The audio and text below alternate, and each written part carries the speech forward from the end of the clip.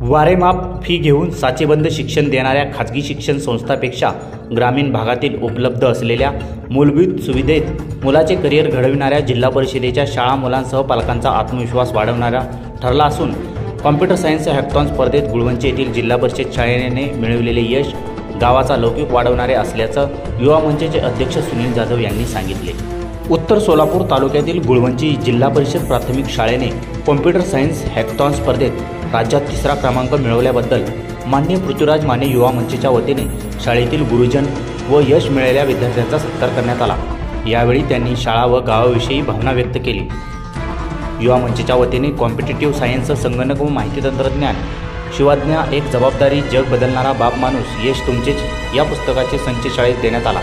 यावेळी राजश्री माने यांनी गुळवंची शाळेला शिक्षण विभागाबरोबर गुळवंची नागरिकांचे मोठे सहकार्य असल्यामुळे आमचे मनोबल वाढले असून हे यश आपल्या गावातील सर्वांचे असल्याची भावना व्यक्त केली।